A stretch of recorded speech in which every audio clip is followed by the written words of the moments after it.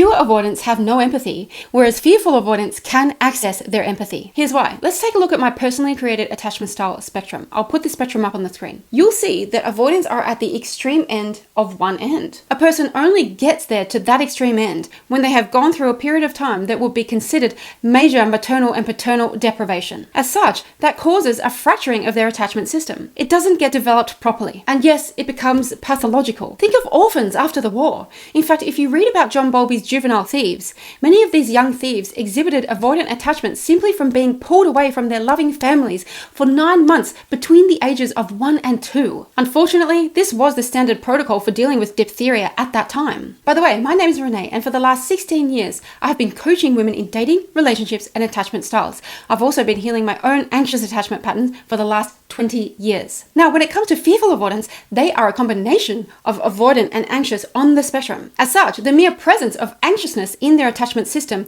is calling to be healed. They still have hope of healing, and some of them will still want to heal. As a result, they just have more empathy. It's not great empathy because they're still insecurely attached, and therefore their nervous system just isn't functioning as well as a purely securely attached person. But it's definitely something. It's definitely better than the completely avoidant individual there on the extreme end. Now, researchers in the past have found that higher levels of avoidant attachment were related to a lack of kindness and high levels of distrust, which are two characteristics that may be related to a lack of concern and empathy for others.